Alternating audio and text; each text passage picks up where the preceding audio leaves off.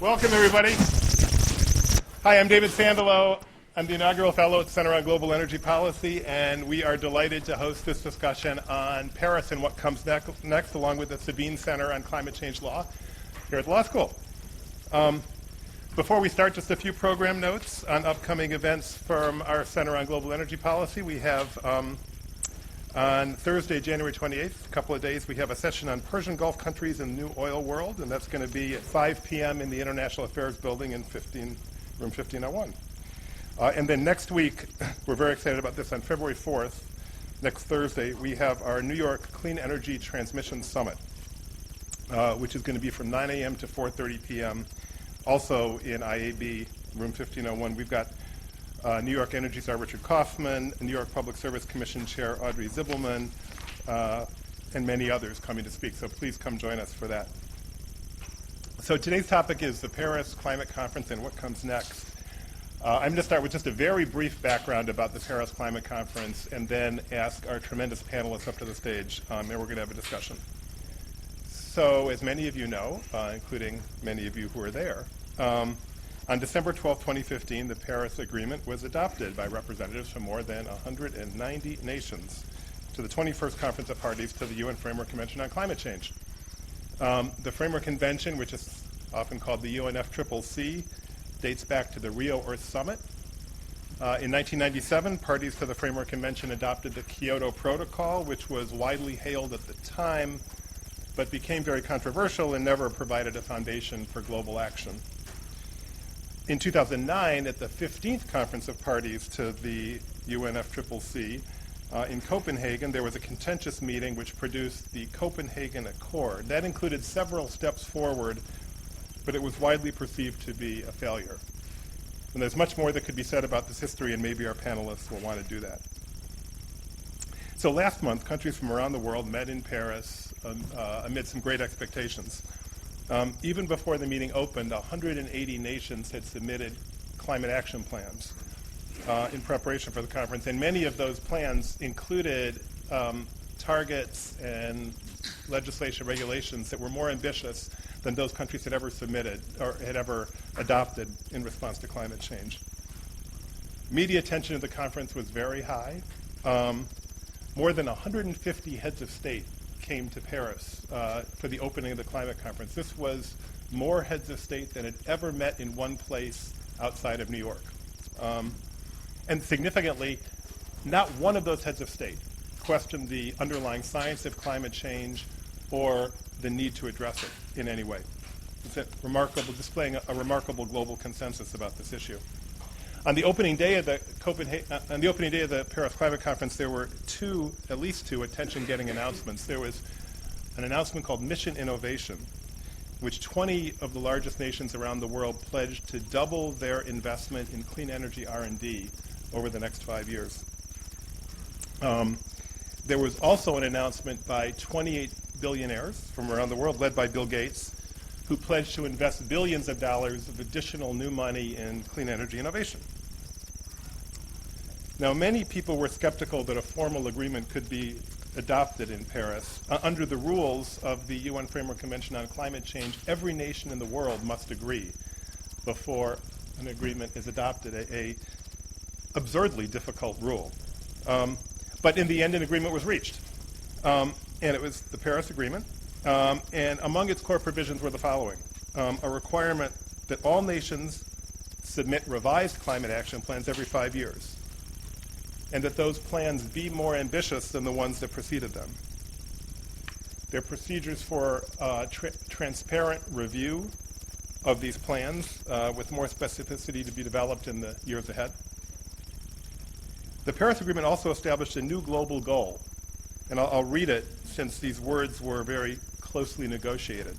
A goal of holding the increase in the global average temperature to well below 2 degrees C, which is about 3.6 degrees Fahrenheit, well below 2 degrees C above pre-industrial levels, and to pursue efforts to limit the temperature increase to 1.5 degrees C, which is about 2.7 degrees Fahrenheit above pre-industrial levels. So holding the increase in the global average temperature to well below 2 degrees C above pre-industrial levels and pursuing efforts to limit the temperature increase to 1.5 degrees C above pre-industrial levels. This was a somewhat controversial provision, and we can talk about it with the panel. There were important negotiations and discussions about finance, and the parties agreed to increase financial flows after the year 2020 to more than $100 billion a year, which is the figure that it agreed to in Copenhagen. There's some very interesting provisions on trading with recognition of so-called internationally transferred mitigation outcomes. And one of our panelists, Nat Cohen, is an expert on this and can talk to us all about it. There was, for the first time in one of these agreements, a central recognition of the importance of adaptation to climate change and a global goal of increasing adaptive capacity, as it's called. And then significantly, the agreement broke down many of the distinctions between developed and developing countries that had existed in prior documents of the UN Framework Convention on Climate Change. For example, in the original Framework Convention on Climate Change adopted in 1992, there were annexes dividing the world into developed and developing countries. There's no reference to those annexes whatsoever in the Paris Agreement and other important ways in which those distinctions have been broken down. So, was this all significant? Why? What comes next? Let's turn to our panelists. We have a really fantastic group of people here, all sitting in the front row. So let me call them up in alphabetical order, and then we'll just have a conversation. So Scott Barrett is the Lenfest Earth Institute Professor of Natural Resource Economics at the School of International Public Affairs here at Columbia. Jason Bordoff is the founding director of the Center on Global Energy Policy at Columbia University. I'll move sideways so people can actually sit. Michael Gerard is the director of the Saving Center for Climate Change Laws at Columbia Law School. Matt Cohen is vice president and head of the global. Thank you. Is vice president and head of the Global Climate Change Program at the Environmental Defense Fund. And Kyung-Ah Park is head of the Environmental Markets Group at Goldman Sachs. All right. Cheers. Thanks, everybody. So, was the Paris Agreement significant? If so, why? I'm going to put my friend Nat Cohen on the spot to start us off on this. Was Paris significant, and if so, why? Thanks. And thanks, David and Jason and Mike, for organizing this, hosting this. This is great. It's a terrific panel, so I'll try to keep it short since we'll all have things to say. I think the Paris Agreement was extraordinarily significant, and it leaves a huge amount to be done. So to parse that quickly, I as an observer of the international climate process, but also someone who has a background in economics and international political economy, I was pretty skeptical about how much the UNFCCC would be able to accomplish. I was in Copenhagen for that. As David said, that was the conference back in 2009. As David said, that actually did make a number of really important steps, progress, but at the time it felt like a failure. And I think that there was a hangover after Copenhagen because of that feeling of failure that really depressed what was able to happen the following couple of years. The contrast with Paris is complete. Even being in Paris, there was a tangible sense that there was something that was going to happen, it was good, and there was a feeling of success. We didn't have the usual middle of the second week collapse. I was sort of expecting that on Tuesday of the second week, somebody would walk out and the talks would collapse into acrimony and we'd have to piece them back together. That didn't happen. There was a feeling the whole time through that there was a really tangible commitment to getting something done. And the end result, I think, was tremendously successful. We can talk about why that was, but it really exceeded my expectations and I think those of most of the environmental community going into it on almost every dimension of the agreement, and there are many. How ambitious it is, what kind of system it sets up for transparency and reporting and review, what it says about finance, what it says about adaptation to climate change, what it says about the issues of loss and damage, what it says about the importance of other rights and equity issues, and the overall objective and the goal, even the issue of markets and internationally transferred mitigation outcomes that we can come to later. On almost every dimension, I think the success of the French diplomacy and the success of all the diplomacy that went into it in advance showed in a text that was ambitious almost across the board, sort of the most ambitious outcome you could think of in each of those dimensions. So we got success, and it was significant in the sense that we were concerned maybe the whole thing would collapse, or maybe you just get a minimalist outcome. Having said all of that, and I'm sure we'll say more on the panel, I know Scott can talk eloquently to this, it's nowhere near enough. And so you can say that simultaneously that we got the best agreement, I think, that we could possibly have gotten out of the UN, and at best that's a foundation for the critical work that needs to be done in countries, even in subnational jurisdictions, to put policies into place, in other international forums, to work on, for example, this year on HFCs and aviation. There's lots to do in other international forums. And the ultimate success will depend on the ability of countries as a whole, of the advocacy community, of academia, and so on, to keep pushing ambition higher and higher over time. So we'll have to see, but I think for now we'd say it's very significant and a real success. All right, these conversations are always more interesting and people disagree with each other, and I have heard Scott Barrett offer different views than what you just said. So I'm going to call on Scott and see whether you're willing to disagree with anything Nat just said. Well, let me start by doing the surprising thing of agreeing. I think we do need to pause and appreciate what was achieved in Paris. As David said at the outset, to get an agreement among all the world's countries is astonishing. I mean, the fact that you can get all the world's countries to agree on anything is, requires a certain amount of appreciation. It's not an easy thing to do. By the way, it's not inevitable that we had to do that. It goes back to the first COP, where the countries couldn't agree on an alternative decision-making rule and consensus being the default. So in a way, I think that negotiations started off on the wrong foot. And that there's been a legacy from that has persisted and held back progress in some ways. So I think the agreement is successful in that sense. And I would agree with the positive points that Nat made. But let me tell you why I think this agreement is not that good. Let's just look at the criteria that were set by the countries themselves. They set this goal of acting so as to limit global mean temperature change to less than 2 degrees Celsius, and preferably less than 1.5 degrees Celsius. By the way, we're already at 1 degree. And we have built up accumulation of greenhouse gases currently being masked to some extent by aerosols that are causing a cooling effect. And when you let this system ride out, there'll be increased warming, even if we reduced emissions to 0 today. And I think we're not likely to do that. So just the general feasibility of meeting this aggregate target, I think, requires a certain amount of I think you need to look at this fairly critically. By the way, in Paris, there was a movement in the direction of having tougher temperature target. The reason for that is that no one is responsible for a temperature target. At the same time, you had this pressure to have a tougher temperature target. There was a movement away from what countries were obligated to do themselves, even about fairly minimal things like measurement, reporting, and verification, where the word flexibility appears many, many times in the paragraphs trying to address these issues.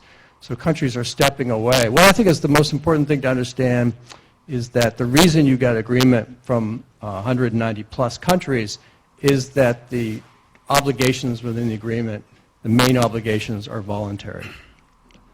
Okay, that is absolutely essential to understand. And when you go back to the idea that you needed to have a consensus, of course you're going to have something that's voluntary. So that, I think, we should understand. At the same time, if you look at the analysis that was done of these so-called INDCs, these intended nationally determined contributions that are now called something slightly different, but anyway, these declarations, these pledges by individual countries, the analysis of this by the UN Framework Convention Secretariat shows that global emissions will keep rising through 2030.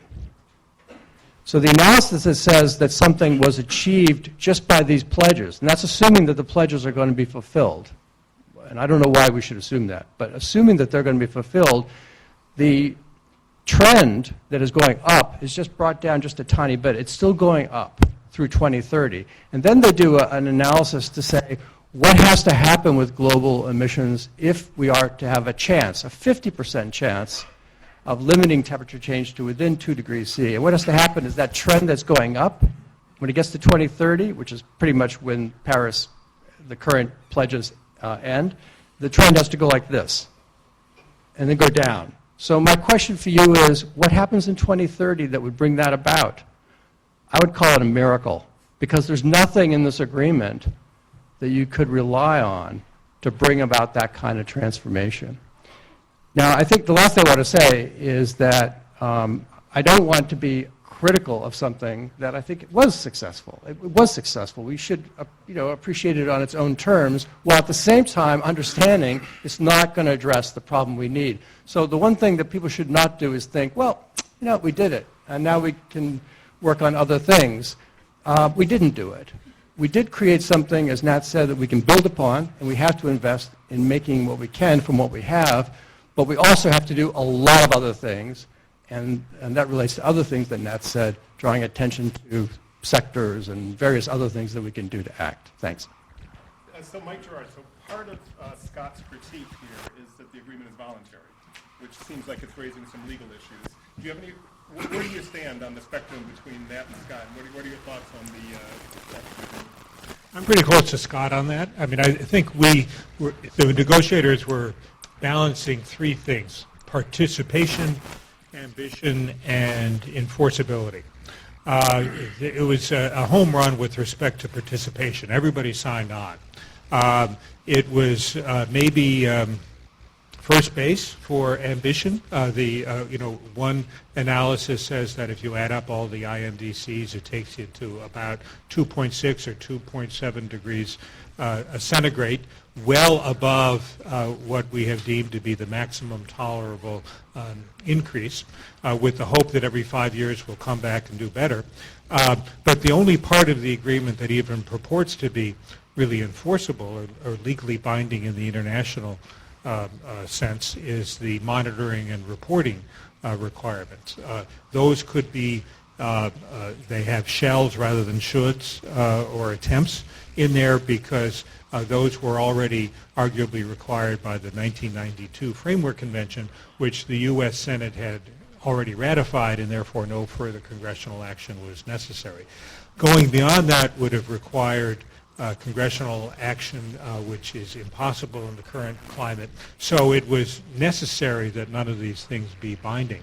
But there are no legal consequences to a country if it doesn't meet any of these. And just as Kyoto had an escape clause saying that countries can bail out, can withdraw from the agreement if they want, so does this.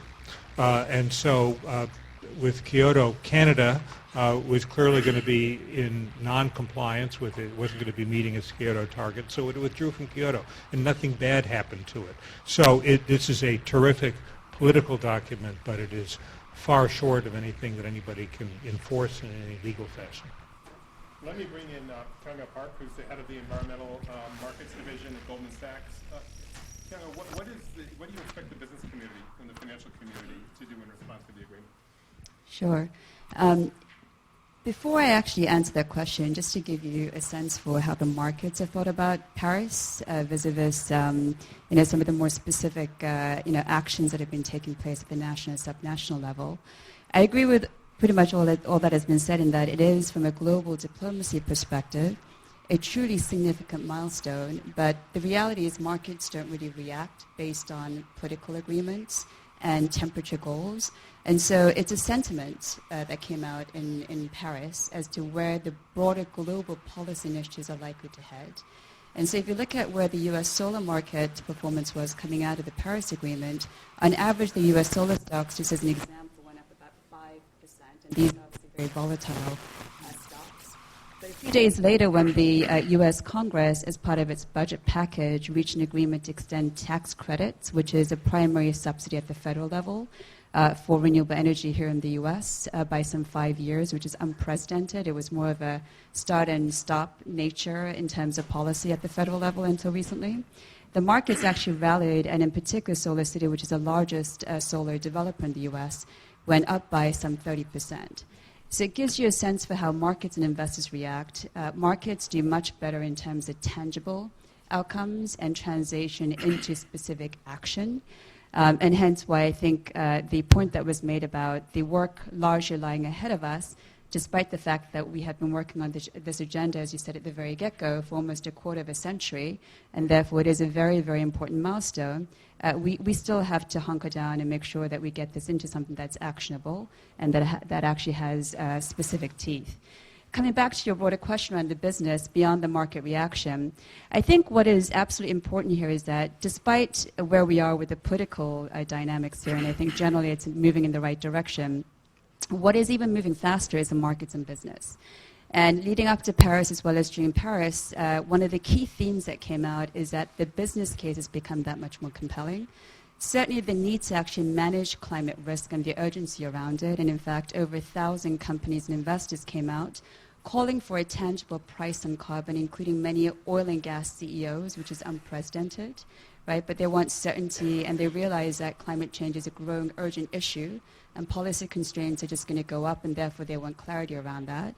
But also on the other side of the ledger, that technology innovation is making this not a zero-sum game, but a net benefit.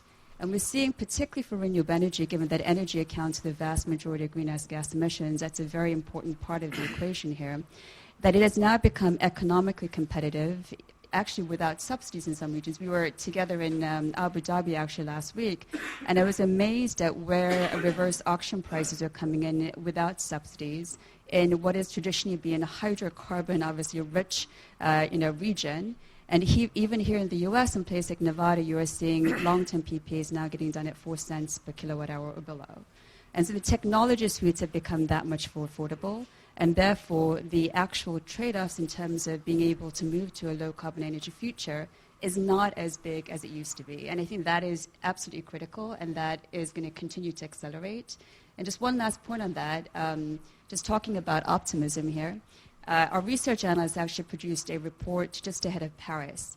And 2 things that I think are worth sharing coming out of that is, one, they think that low-carbon energy solutions, primarily driven by solar and wind, is actually going to be more revolutionary than the shale oil boom that we saw in the past 5 years.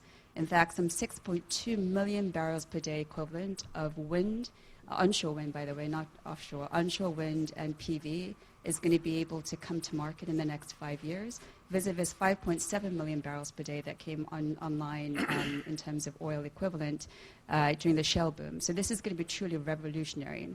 And what that means is that we think if everything goes well and there are no major market hiccups, we could actually curb greenhouse gas emissions potentially by 2020, assuming that also some of the nationally determined contributions are met. So we're quite optimistic. Jason Bordoff is my friend, colleague, and founding director of our Center on Global Energy Policy. He suggested I call on him last right before the session, so that's what I'm doing. Jason, you just heard these comments from Kyung-Ah about the market impacts. You have enormous expertise in energy markets. Any thoughts about how the Paris Agreement will affect the energy business going forward?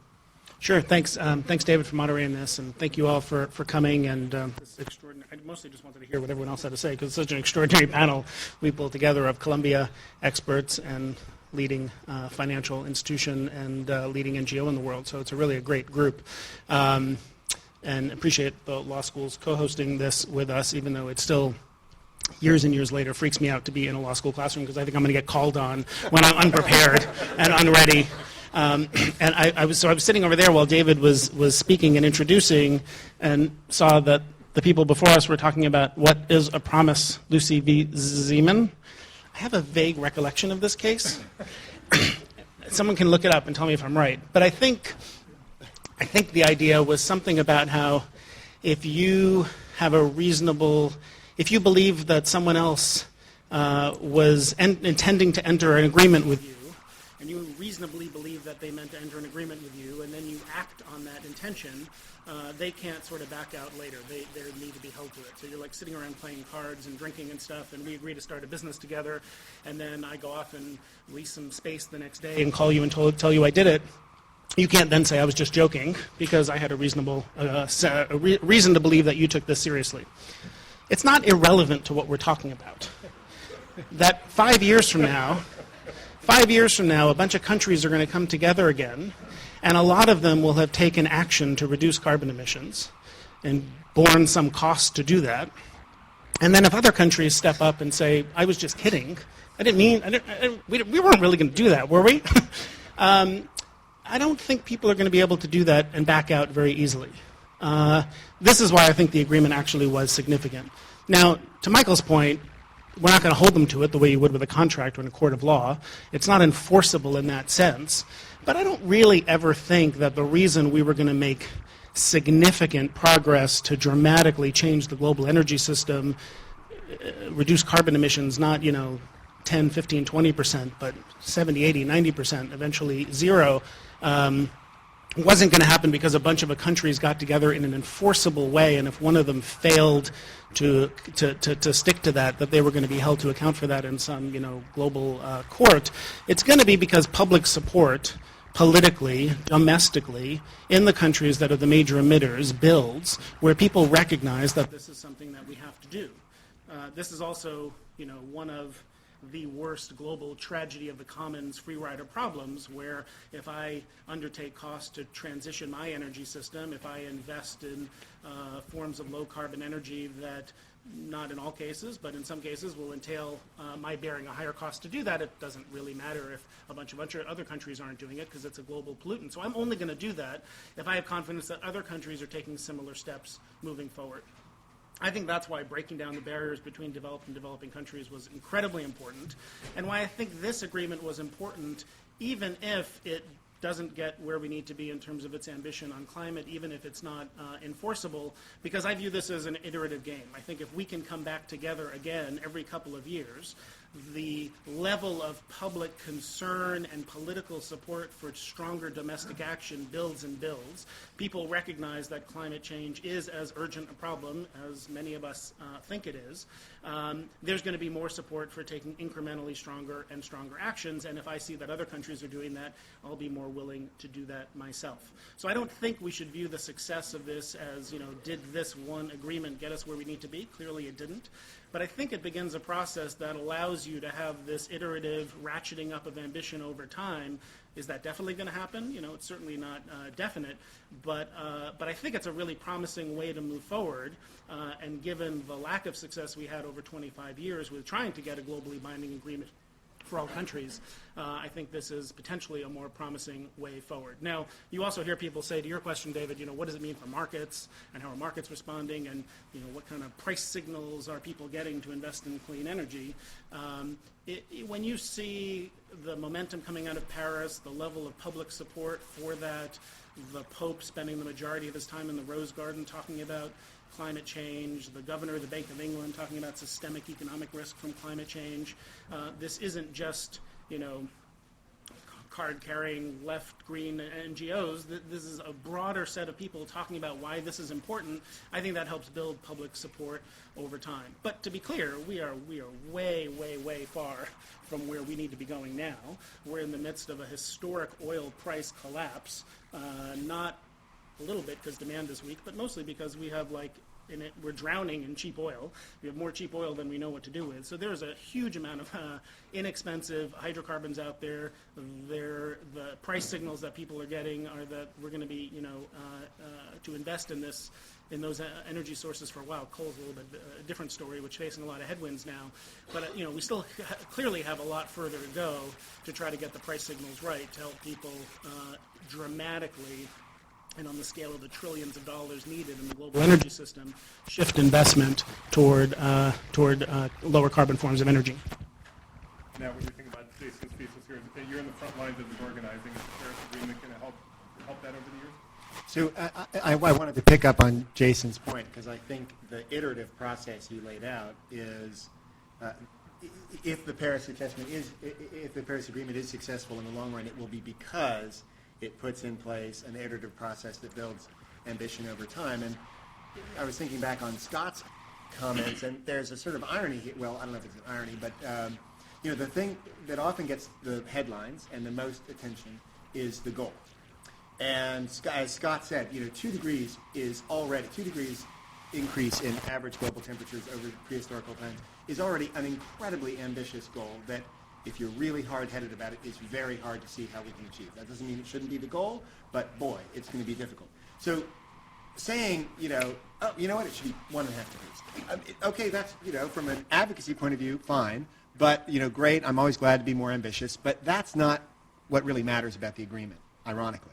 You might think, wow, that's the most important thing because that's a statement of ambition. It's totally symbolic. The most important thing about the agreement, and I think you and I do differ about this, is, I think it's Article 13, but maybe it's Article 9. It's the transparency requirements. And Scott's concerned because they contain language around flexibility. I'm optimistic because the language says there's going to be one system, one framework for all countries. And in order to get one framework that applies to all countries, the US and China and India and Sierra Leone, you've got to have language that acknowledges some kind of flexibility. And so, but the breakthrough in Paris, and it was most important in that transparency, it's called transparency because that's the language, that's the term everyone can agree with when you're talking about monitoring, reporting, review of emissions. You talk about transparency, everyone agrees with that. Apparently, if you talk about accountability, the Chinese get upset. So that actually tells you something about the dynamics of the negotiations. But at any rate, transparency is what we call it. If you look at those provisions, I find them to be very strong because they say there's going to be one framework. There's not going to be two systems, one for the US and Europe and the OECD and another for developing countries. There's going to be one system, one framework. That went right down to the wire. The interesting thing, there is language in there around developing countries. We had someone from the State Department in here recently pointing out the language says those developing countries that need it, which itself is important because it's not saying all developing countries by virtue of their status get some special treatment. So there's language in there, but the language is self-differentiation. So actually, when I was there, I was asking people, so where is another example where you see developed and developing, the terms developed countries and developing countries in there with no definition about what they mean? Because the Paris Agreement is full of, not full, but it does have many mentions, developing, developed, but there's never a definition. And the example is the WTO. The WTO is based on self-differentiation between developed and developing countries, but it never says if you're developed, these are developed, these are developing. And I think that's a reasonably successful model. Obviously, this is very different. I mean, the WTO has a very strong enforcement regime, and I'm not saying that this does. But the point is, the big win, in my view, from Paris was not that we said 1.5 degrees rather than 2, because Scott pointed out the challenges associated with that.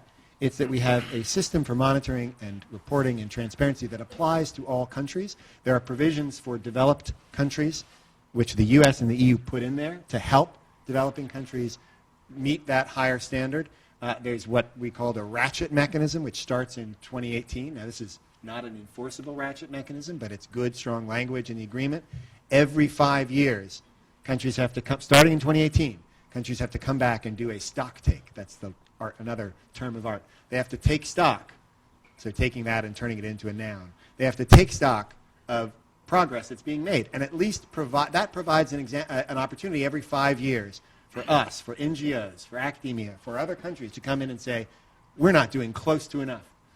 Our trajectory is like this, it needs to be like that. It provides at least the opportunity to put more pressure on, and countries have to be reporting transparently on what they're doing and how they're making progress, and they have to come back every 5 years and submit another commitment. Now, they can say, oh, I'm doing the same thing as last time, and they may do that.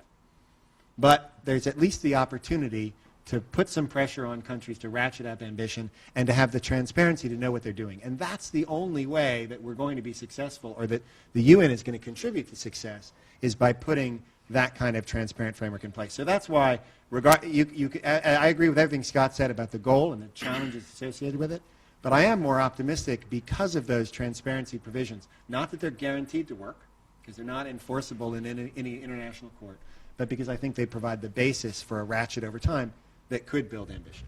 So let's do the following. Scott, I'm interested in your reaction on this. And I'd like to pick up at least two specific topics. One of them is the 1.5 degrees C goal, and Mike, see if you have any thoughts on that. And then finance generally from Kyung-Ah. And then in a little bit, we're going to go to the audience and see if you have any questions. So, Scott, thoughts? Great. Well, if you thought I was negative to begin with, that was just a warm-up act. Actually, I do. This is a great panel. People I admire, friends, and we are all wanting to achieve the same thing. But I do want to keep our feet on the ground. The first point to make, remember that even if the process works in the sense that countries do what they said they were going to do, by the calculations of the UN Secretariat itself, global emissions will keep rising through 2030. There is no way that on that kind of trajectory you're going to limit temperature change to any level that we would believe is reasonable, and certainly you're not going to meet the goal of the countries themselves. So by their own goal setting and by the arrangements that they made, by the pledges that they made, there's an incompatibility there that we have to be, absolutely clear about. Now, I want to say a few other things, if I could. Jason was saying how there's all these changes and there's a lot of positive action because countries are doing more, they're making more pledges, and so on and so forth. All of that is true. All of that is true. Why is it true? It's true because for the last 25 years, countries have been talking and doing nothing. Global emissions have increased all this time. Concentrations have increased every single year without exception. They've actually increased at an increasing rate. Okay? The reason that you're seeing hearing rhetoric, and seeing some action is because it's in the interest of states to do something, even on their own. That's how bad the problem is getting. Okay? That's not a sign of success, that's a sign of failure. It's because when we tried to act collectively, we did not do it. If we had succeeded in 1992 or 1997, we'd be talking about something else today. Okay? The reason we're talking about this is because we didn't succeed over that time. Another point I want to make is this idea of countries announcing pledges goes back to the late 1980s. That's when countries started to make pledges. If you look at those pledges, some of them were met, but you can never be quite sure, were they met because the countries did things they wouldn't have done otherwise, or were they just sort of, it was kind of things, the way things turned out. A lot of the pledges were not met. And over time, you've had more pledges on top of more pledges on top of more pledges. And let's not focus only on countries like the United States or even the United States and China. Let's look at the entire world because global emissions, the concentrations depend on global emissions. And there are a lot of other countries that are looking to increase their use of fossil fuels. India plans to double its coal consumption. So, in 1997, people weren't too concerned about China, and then, of course, they saw what happens when you have 10% compound growth, and now I think we're neglecting other parts of the world, and I worry about that. The last thing I want to say is on this idea of ratcheting up, the countries are going to get together every 5 years and so on. I have done experiments with people simulating a situation like this where they actually are playing for real money, real stakes, so they have incentive to take things seriously.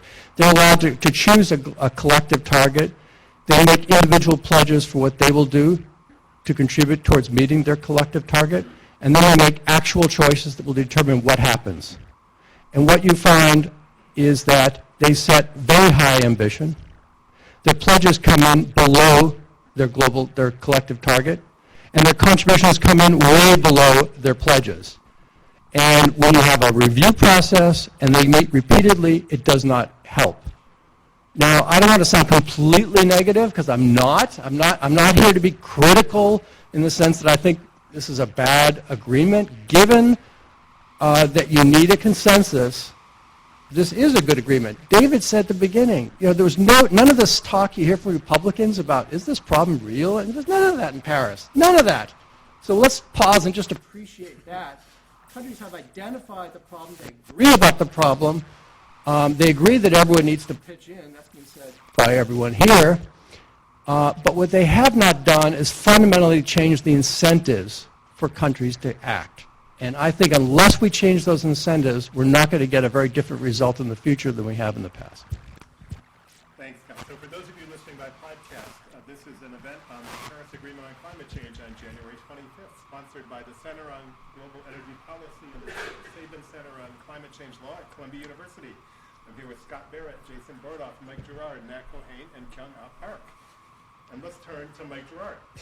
Mike, There was discussion earlier about this new goal adopted in Paris of limiting the increase of temperatures to 1.5 degrees C, which is 2.7 degrees F.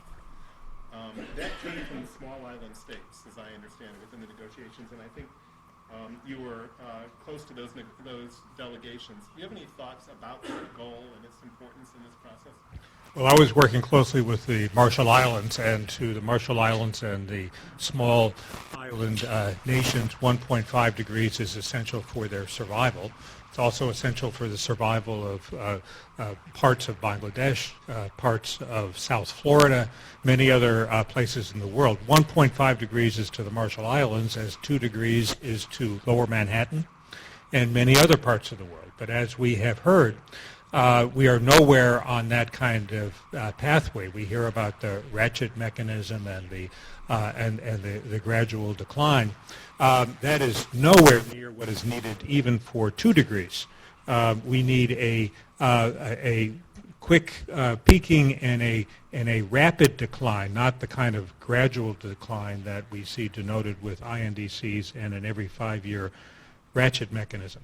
Now, we've heard mention that Exxon and some of the European oil companies have come out in favor of a price on carbon. I think just about everybody agrees that a price on carbon is really, truly what we need in order to make promise, but to make the kind of progress we need. But in order to achieve that, in order to get anywhere close to our goals, the big companies that are supporting a price on carbon need to put their money where their mouth is. They need to put their lobbying and their campaign contribution might behind lobbying for a price on carbon. When an industry really deeply cares about something, it can throw a lot of money politically to have an effect in Washington. When the financial service industry cares about financial services regulation, we see a lot of resources going into that. We're not seeing anything like that from the industries that say they are in favor of a price on carbon. We're hearing a lot of cheap talk, but for it to happen, we need fundamental political changes, and we have seen time and time again that industries have the ability to make a difference when they put a lot of money into lobbying and campaign contributions. Until I see that really happening on this front, I'm not going to take seriously the pledges that we are hearing in that direction. So finance was a very big issue in these negotiations, and one of the outcomes was a pledge to increase the transfers to address this issue to more than $100 billion by 2020. The original pledge of $100 million a year was made in Copenhagen in 2009. So, Mark, how does that happen? What's required to increase capital flows to more than $100 billion a year after 2020? Sure. So this is the financial flow from developed to developing nations that was pledged, just to be clear in terms of what we're talking about. And this is actually one of the areas where I think there was a fair amount of ambiguity left on the table as to specifically how that $100 billion is going to be derived at the Paris Agreement, even though there was language specified that it would be at least $100 billion and signaling that that will actually increase from 2025. Having said that, so I think so far from the tallies, if I remember, there's something like $10 billion that has been pledged and put on the table, including actually China, importantly, despite the fact that it is a developing country technically. It is obviously one of the stronger and faster growing developing countries, and they also put a $3 billion pledge together. So it's not just about, just purely the developed north and, again, developing. It's about who can actually help facilitate the transition for the countries that are the most vulnerable. Having said that, I think there's a lot of focus on how do you leverage that public sector commitment to incentivize private sector capital flows into these most vulnerable countries so that they can actually help address climate change, transition their own economies to a low-carbon future, and then also, frankly, be able to adapt and build resiliency. The devil's, I think, still in the details as to how that's going to be worked out. Having said that, I think what the good news is that there is actually ample capital out there that want to put money to work into climate mitigation solutions, and in particular, renewable energy solutions. One, because it's actually now become a technology that has reached, in my view, maturation, particularly when it comes to wind and solar. It also happens to be one of those assets that once you actually have it operational, it's locked in typically through long-term power purchase agreements for 20 plus years, and therefore, because there's no fuel cost, you actually benefit from very predictable cash flows and hence provides you with long-term yield exposure. And if you think about it in the context of economic growth, this is one of the fastest growing asset classes out there. When you think about conventional energy solutions, and in particular coal and now oil and gas, they're obviously not doing very well right now, and they're not fast growing either. When you think about the global economic growth agenda as well, and where we are globally in terms of trying to push growth, renewable energy and low carbon energy solutions are one of the areas that are incredibly bright in terms of growth prospects, and we have policy wins behind our back. And so there's capital looking to put money to work. Having said that, what becomes absolutely critical in terms of tapping into that very big pool of capital that is very interested in this investment thesis, particularly for the developing countries, is that you've got to have national policies and enabling markets that are conducive towards, number one, just private sector capital flow in general, whether it's renewable energy, conventional energy, what have you.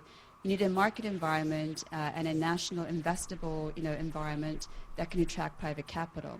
Then on top of that, because of the capital intensity of many of these sustainable infrastructure solutions and low carbon solutions, you need to make sure you have good low carbon enabling policies that have longevity, certainty, as well as enabling capacity underlying all of that to be able to attract private capital flow. And I think there's a lot of conversations around how do you enable public sector capital to come in and be able to work either on a bilateral basis, maybe through development finance institutions, and there's also something called the Green Climate Fund that has now been set up to be able to help build that national kind of local capacity and attract private capital at a bigger scale. Can I just add one point, David, if I may take the prerogative? Just on Jason's point earlier about the kind of global pressures that exist as well as the domestic pressures that exist, and the fact that once you've actually come to the global table, even though there may be not a legally binding mechanism per se, that you feel more pressured. I think what is incredibly fascinating right now is that this climate change agenda, more sustainable kind of transition agenda, is actually dovetailing with broader market transitions that many countries are now having to go through. So, for example, if you take China, right, they've obviously gone through the economic growth cycle in a very rapid clip, largely by being resource dependent, very energy intensive and commodity intensive, being a net exporter in the global stage.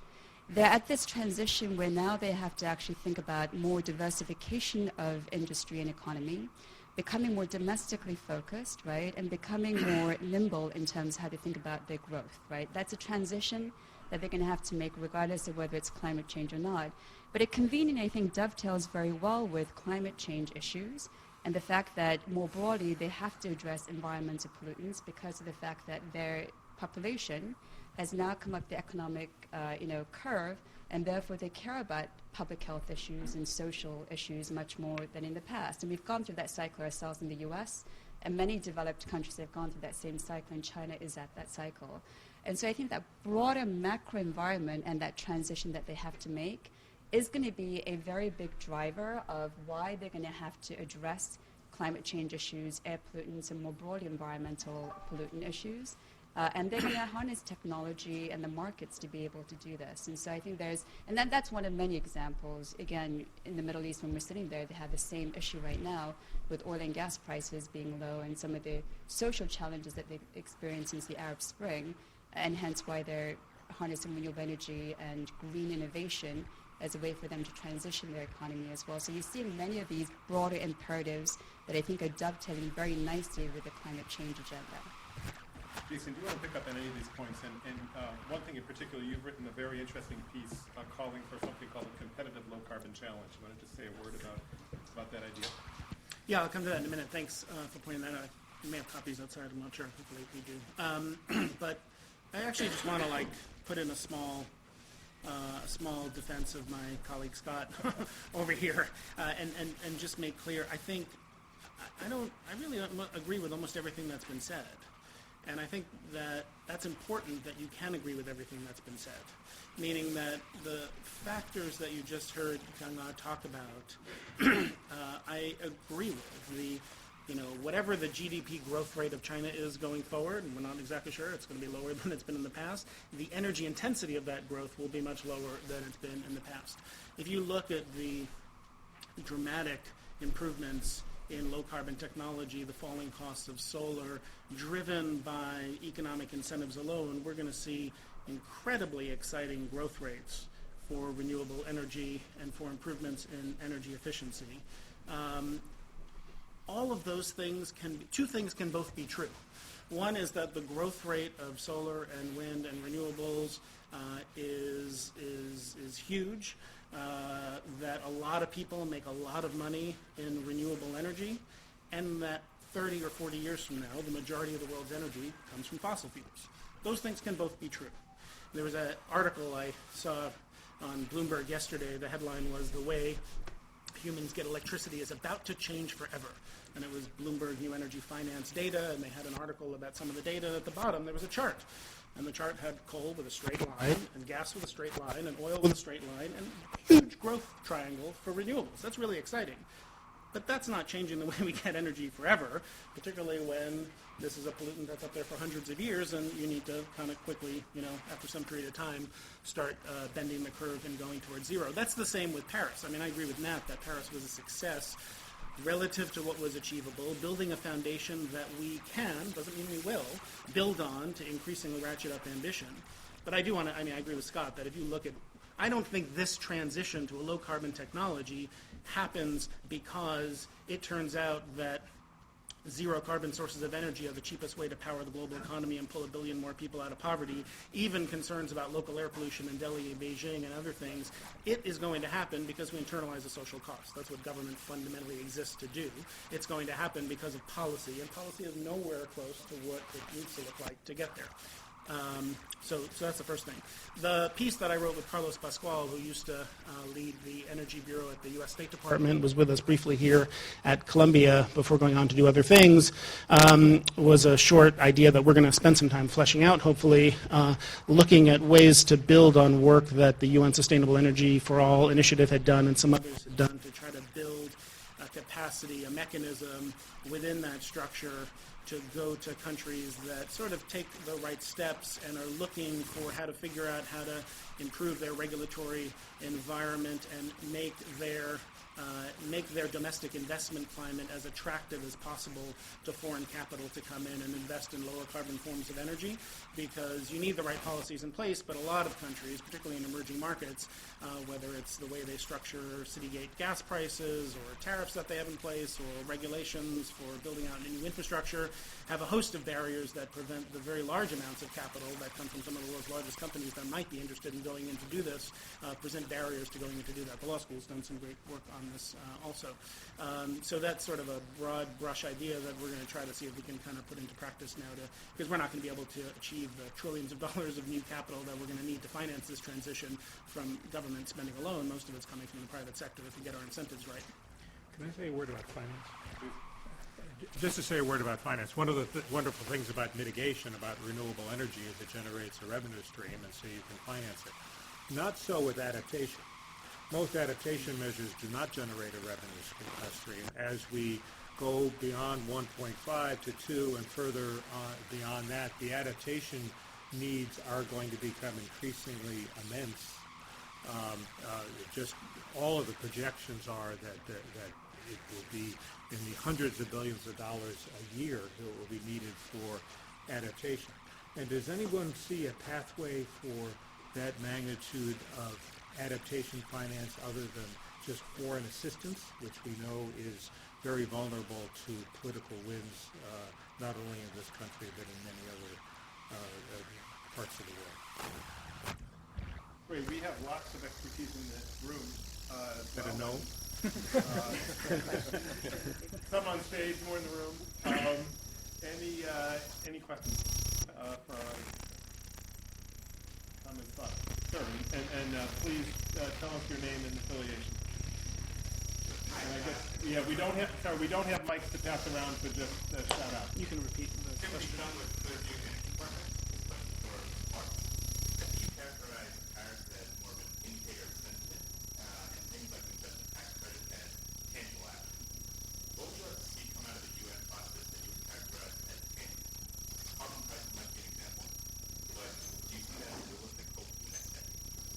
I'll repeat just for our podcast. It's a question for Kyung-Il Park about what you hope for from the UN process in terms of financial outcomes. Yeah, I think realistically from the UN process, it's really hard to assume that you can have tangible policy given that it's meant to be intergovernmental body, right? So I think what we can hope for is what Nat had said earlier in terms of trying to get as much specificity in terms of things like the reporting mechanism and making sure that the stock taking and the rationale process actually works effectively. Having said that, coming back to your point about carbon pricing, I do agree that just from a purely market and economist perspective, it's obvious to say that internalizing the actual societal costs or the externality that we're trying to address, makes a lot of sense. And then obviously making the markets determine based on a very clear carbon price signal how to allocate capital to the least carbon intensive, initiatives or investments would be efficient. Having said that, I think we have to, put this in context that we live in the real world of political dynamics. And we have many countries, as well as subnationally like California and here in the Northeast with the RGGI mechanism, where we actually do have carbon markets and carbon pricing. But in no circumstance do we actually see carbon mechanisms that actually have sufficient enough of a carbon pricing and frankly, the scope of coverage that we need to achieve the ambitions that we're talking about in terms of 1.5 to 2 degree goal. And therefore, I think one of the slippery paths that I hear from time to time is people advocate for a carbon pricing as though it's a panacea that can get rid of all the command and control regulations and policies. And I think the reality is that that is not going to be the case. Just like in California, where you actually have CAFE standards to tackle, fuel efficiency in transport, you also have renewable portfolio standards that are continuing to get upped. You actually have net metering. You have many, many different complementary policies to address the market barriers that exist, and carbon pricing is not going to get there fast enough and broad enough to be able to become the key policy incentive to replace all of that in the near term. Nat Cohen from UBI. I can't resist when talking about carbon pricing is like catnip for me, and I've tried to resist, but I can't. The first thing I'll say, just briefly, with respect to the question, the UN is not going to put on price on carbon.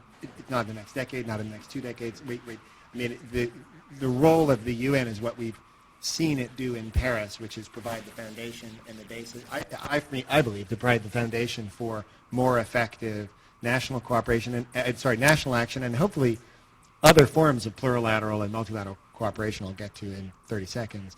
On a price on carbon, I was going to say, well, here's the good news, and Kyung-Il said it, although she had a different spin on it. I think it's great news. There are 1 billion people right now in the world living in places that have implemented emissions trading programs. So it's funny to believe, in fact, we are sitting here right now, we're covered by a cap and trade program. Everyone thinks, a lot of people in the U.S.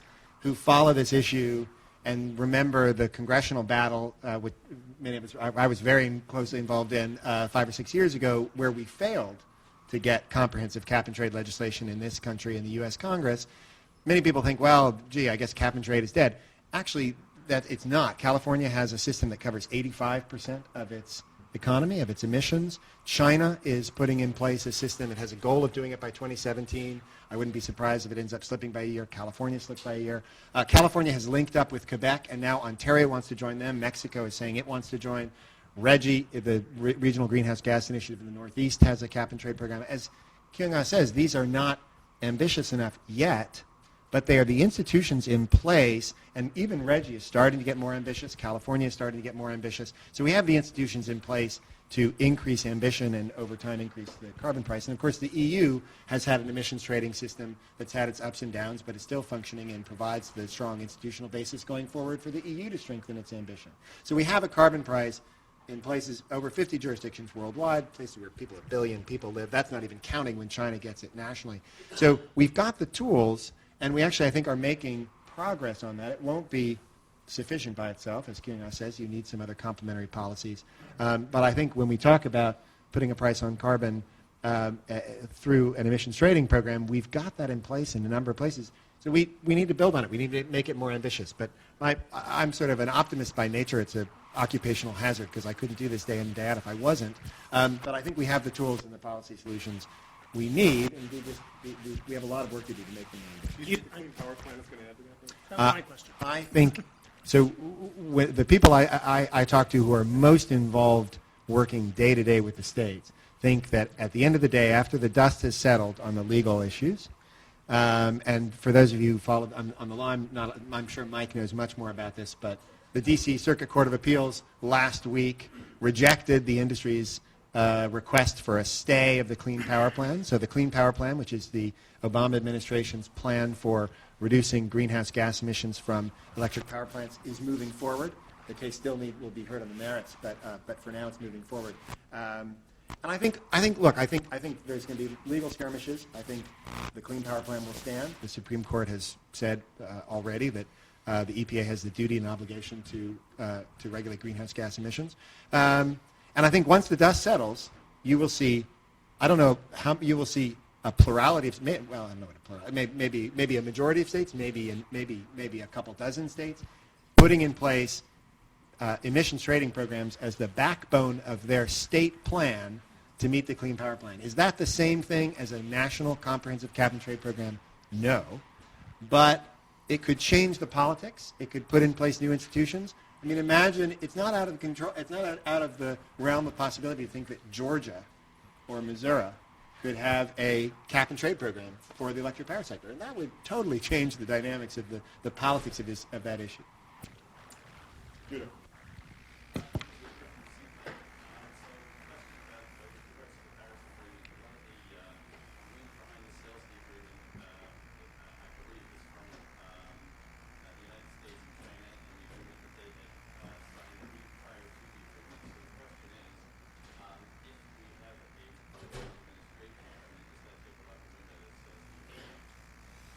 The question is, what happens if a Republican becomes president of the United States? I think the moderator perhaps should address this question. I'd be happy to, but I think so. The question is asked actually was about U.S.-China agreement, but I think it's an interesting question more broadly with respect to the Paris Agreement as well. What happens if a Republican becomes president of the United States? Having been challenged to answer the question, I will say I don't know. We'll have to wait and see if that should happen. But I will say a couple things. First, there's no question the Republican candidates for president have all been pretty strong in their statements on this. I don't think any of them support action on climate change, and a good number of them deny even the existence of the problem. I believe, I could be correct in this, that both of the leaders in the polls right now, Donald Trump and Ted Cruz, have said that they don't even believe the underlying problem. That said, governing is different than campaigning.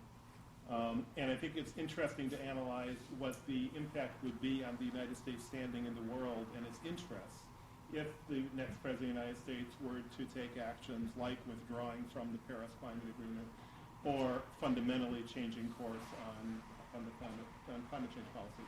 I don't think that there's any question that would be significantly damaging to U.S. interests around the world. And just the fact, as I said at the beginning, that 150 heads of state showed up in Paris and not one of them challenged the existence or the underlying science of climate change, sends a very strong signal. So, if that happens, we'll wait and see, but I think governing is different from campaigning. Just quickly on Republican politics, and I think, David, you said it right, and I think the premise of the question is also right. I think the U.S., very intense U.S.-China bilateral diplomacy over the past 18 months contributed a huge amount to the success in Paris, as well as a huge amount of diplomacy. The French have been engaged in a huge amount of old-fashioned diplomacy. We just heard that actually in an interesting way, the U.S.-Cuba thawing of relations actually contributed positively because Cuba has always played a kind of spoiler role. So there's been a lot of diplomacy behind this. I think with this, just on the Republican dynamic, I mean, I think a large degree it depends who. I think if it's Cruz or Trump, all bets are off, and we're really in for some dark days. And climate is probably the least of our troubles. Sorry. I think a President Rubio is harder to read. I think a President Christie or a President Kasich would not withdraw. I think the issue would largely be how much more ambitious do domestic policies look, and that would be a big, I think, divergence between the two parties. But ultimately, if we're going to make progress on this issue, and we're going to get as ambitious as Scott has reminded us we need to be, and Mike reminds us we need to be, the U.S. has to get much more ambitious, and that's going to require doing much more than the Clean Power Plan. It's going to require doing more. I think we could have a discussion about this because there might be some tools in existing authority and existing laws that you could use creatively. I think the best path is going to be back through Congress to get new legislation, and that's going to require a bipartisan majority, and that's going to require the Republican House members and Senate members who are starting to see the politics of climate change shift in their districts. That's going to require them feeling a little stronger about the politics. Right now, you don't see that at the presidential candidate level, but you're starting to see it change. And so I think Chris Gibson is a good example. He's a Republican congressman north of the city, upstate New York, in the Hudson Valley. He's been a leader in his party on climate change. Which is, you might argue, a low bar. But he's been a leader, and he sponsored a resolution. He got about a dozen colleagues to come forward, Republican House members, saying this is a real issue. The most important part of that was some of those dozen their arms had to be twisted to get them to join this resolution. But they came back from recess after signing that, and were telling their colleagues and were telling us, they had constituents saying, thank you for speaking out in support of climate change. I'm an independent. I'm a moderate Democrat. I didn't support you in the last election, but I'm going to consider voting for you next time because this is an important issue, and I recognize you stepped out on it. As soon as support for climate policy stops being a badge of courage among the Republican Party and starts being a smart political move, and I think that's going to happen in the next 3 to 5 years, or actually I think it's starting to happen already. I think we're going to see the fruits of that next 3 to 5 years. The politics will change very fast on this issue. As Nat alluded, there are additional legal tools that if the next president is a Democrat, can be used to go beyond the Clean Power Plan. Just last week, our center put out a report on Section 115 of the Clean Air Act, which as that report shows, available on the Saban Center's website.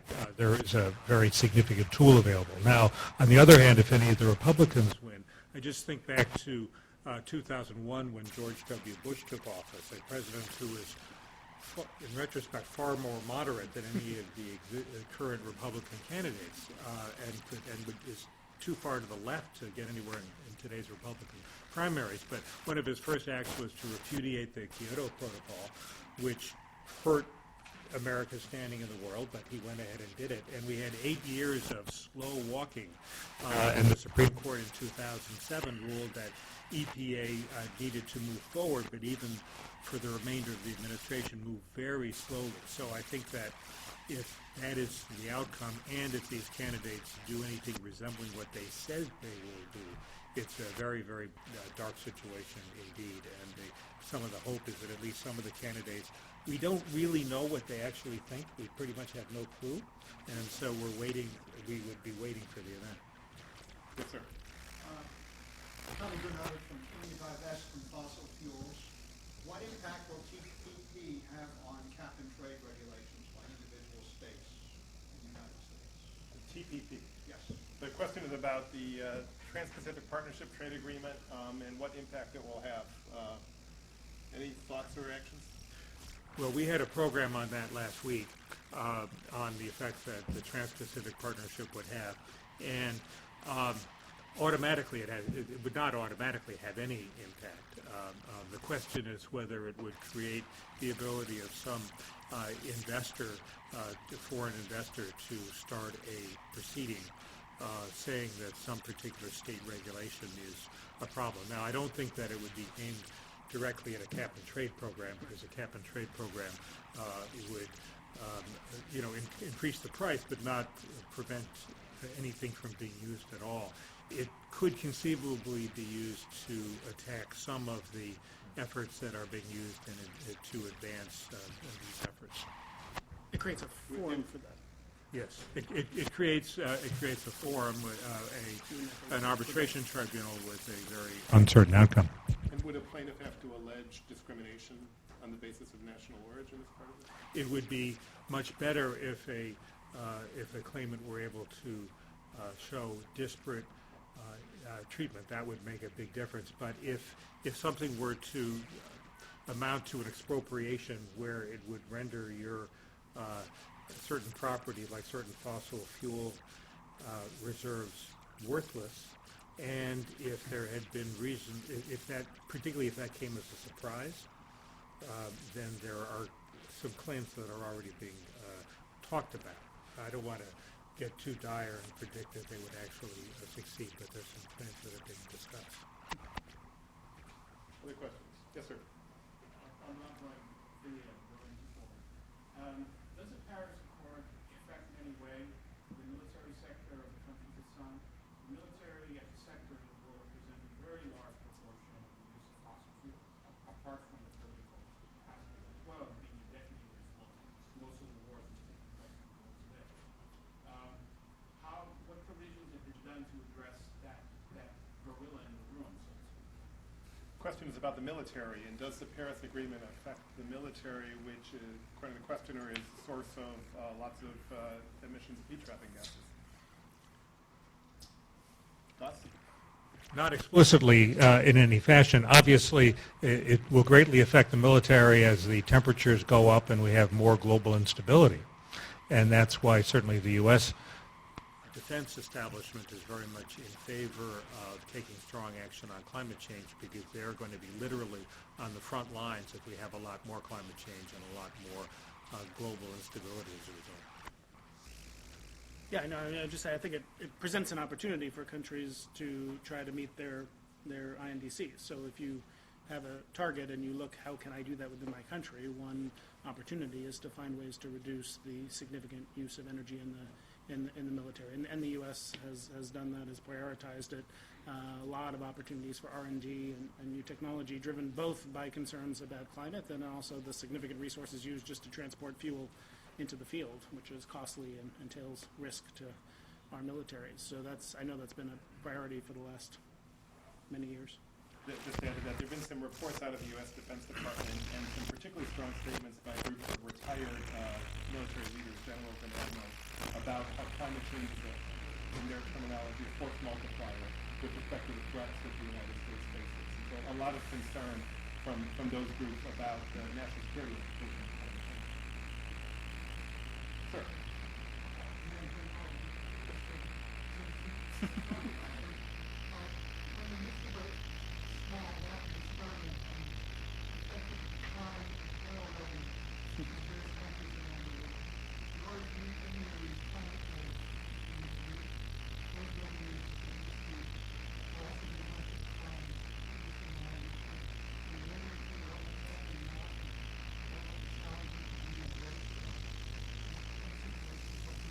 Questions about the drop in oil prices and its impact on this issue.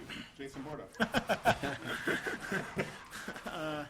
It's a really good question, and I think it's a really significant concern. I mean, I was on a panel at the Energy Department last week. The focus was energy security, and we talked about the extent to which climate change was a national security issue. But policies to address climate change also present national security challenges. We have seen a 75% drop in the global oil price. We've seen countries that depend on a petrostate business model and have, at least for the time being, very few economic alternatives, severely strained by the oil price collapse. Countries that were on the brink of instability before, like Venezuela, you have shortages of basic foodstuffs, you have an economy that really doesn't function, you have hyperinflation, even with the collapse in the ruble. Russia with negative declining growth rates. Even countries that have very large fiscal reserves, like Saudi Arabia, ran a deficit of $100 billion last year, just implemented some significant economic reforms to try to tighten its belt, and has $600 or $700 billion of reserves to draw on. You would think they'd be okay for a while, but I mean, real significant economic challenges even in a country like that. So, if we are successful in putting in place the kinds of policies we're talking about over the next many decades, that is going to present a governance and stability and security challenge for a lot of countries that are in parts of the world that present significant national security challenges. And if you have instability in Venezuela, Nigeria, Iraq, Saudi Arabia, Russia, you can kind of go on, that is something that we need to think about in terms of transition planning, policy planning, pay a lot of attention to. I will say that I think when you look at countries, we could have a whole separate panel, we have many of them, including on Thursday, about what's motivating the OPEC oil policy now, the decision to not only let the price fall and maintain production, but actually ramp up production. OPEC production is much higher today than it was when OPEC chose not to cut production in November 2014 that started the price collapse. There are a lot of factors behind that. But the idea in the Middle East, in petrostate countries, that peak oil demand is a real possibility, not peak oil supply that we're going to run out like we thought 10 years ago, but that, we don't know if it's 10 years, I mean, we don't know exactly how far it is, 20 years, but that driven by policy, by the conversation we were just having, and by significant improvements in technology, global demand for oil will peak and will start to decline, and that has huge implications because prices are set on the margin, as we've seen over the last 18 months. Small changes in the supply-demand balance have huge impacts on price. This is something that those countries are starting to, some, not all, take much more seriously, and so I think it's something to pay a lot of attention to. Let's take a few more questions and we'll start to wrap up. As we wrap up, I'd like to ask each of the panelists what they most hope for in the months and years ahead on this issue. Ma'am.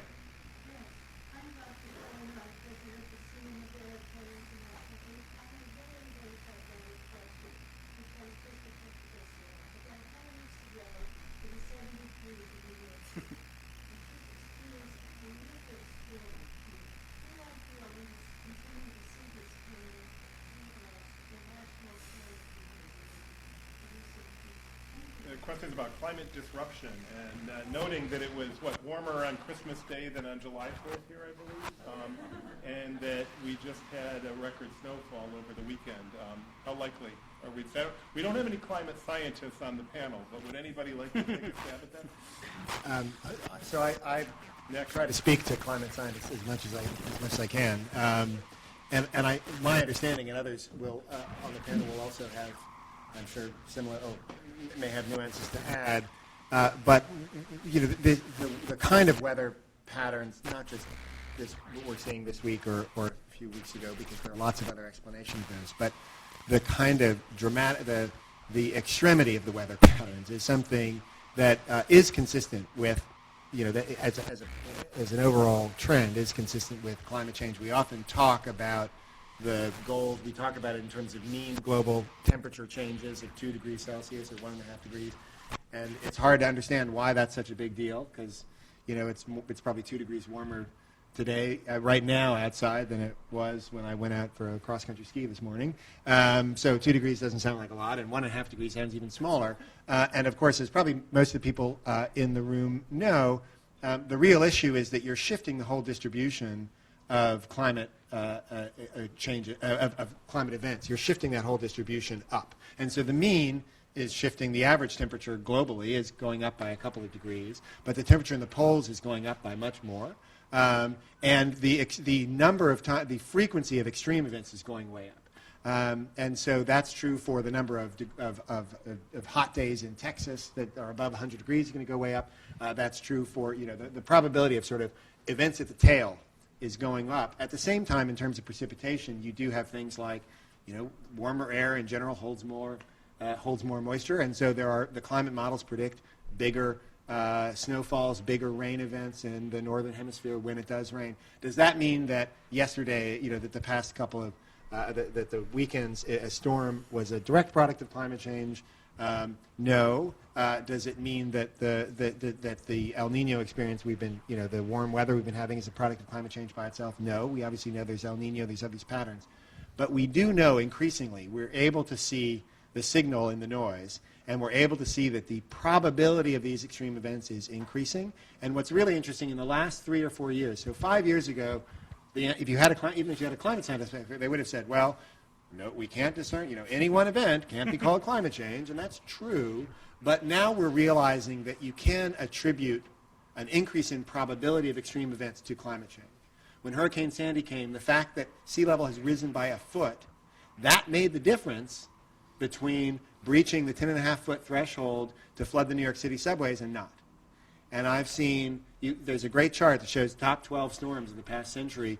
None of them breached 10.5, their tide is a contributor. I think none of them breached 10.5 feet, but the extra foot of sea level rise helped Sandy get over that barrier. So we're seeing more extreme events. That doesn't mean that we have proof of it this past weekend, but it does mean that we're starting to see that trend. I have a quick story related to your question. In 1998, there was a terrible hurricane in Perth, Mitch, which devastated Pennsylvania. It was awful. 100,000 people died. And at the time, I was working for President Bill Clinton on the White House staff, and he gave a speech on climate change a couple of weeks later. And we wrote a couple of paragraphs into the speech that essentially made the point that Matt was just making, that you can't tie any individual storm like Hurricane Mitch to create greenhouse gases in the atmosphere, but they're going to be more likely. And we gave the speech to President Clinton and followed him in the motorcade. He gets up and goes up to the dais, and when he gets to this point in the speech, he looked at it and he said, "If you liked Hurricane Mitch, you'll love the 21st century." And I thought, that's how he got to be President of the United States. He had it in 8 words. Right? Yes, sir. Which nations do you think will be taking a lead on this agreement and how? Great. The question is which nations will be taking a lead on this agreement and how, and then we're about at the end. So as we answer that, why don't we quick answer that question? Anybody want to jump in on that? I think depends on the outcome of the presidential election for the U.S. I think the U.S. is poised to take a lead in a way it hasn't if we get a president who's committed to this issue. And I think we're seeing leadership in its domestic policies from China, and I think we'll continue to see that for at least the next few years. And I think Europe, although Europe is facing a lot of tough internal political problems. So, in fact, the best candidate might be the U.S., depending on the outcome of the election in November. All right, we're going to have to wrap up. Thank you, everybody. And I just want to close by asking the panelists for any closing thoughts, and in particular, any thoughts about what they're most hoping for in the months and years ahead. And I'm going to answer myself with just a quick reference to an issue we haven't talked about yet, which is HFCs, so-called super pollutants, which are extremely powerful warmers. And there's a big meeting coming up this year of the Montreal Protocol. And if we can successfully reach agreement at that meeting, we're going to be able to control a lot of warming that we otherwise wouldn't be able to. So I hope we have a positive outcome at the Montreal Protocol meeting. Yeah, I think from my perspective, given my come from the markets, we, pragmatically speaking, continue to drive the economic case and making it profitable for us to invest and actually, mobilize capital towards low carbon, solutions is absolutely important. And so I'm hoping in the next 2016, much different than 2015, we'll continue to break some new, goalposts in terms of where we are, both as it relates to driving down further the cost of renewable energy, making energy efficiency much more compelling, and also, frankly, catalyzing new technology investment into areas that we know we're going to have to continue to invest in for us to tackle this, such as energy storage as an example. So I'm very optimistic that we'll continue to do that, but for me, that's sort of the holy grail. That was Conga Park. Matt Cohen. We've talked a little bit about a price on carbon and about U.S. leadership. To me, the most important thing in the next 5 years, there's many important things. The most important thing is continued U.S. leadership and more strong and more robust U.S. leadership on climate that I think needs to result in a price on carbon and emissions trading program in the U.S. And I think to do that, we need to change the politics in the United States, and we need to shift. We need to create a bipartisan space on this. And so I think that's the most important thing to happen in the next 3 to 5 years. It's an uphill battle, but I think it's one we can win. And everybody in this room can play a part in that, actually, by having conversations with friends and colleagues and family members who, don't think that climate change is the most important thing, or maybe think that, maybe listen to what Trump or Cruz says, and starting to have those conversations, because that's the conversation that needs to happen in this country.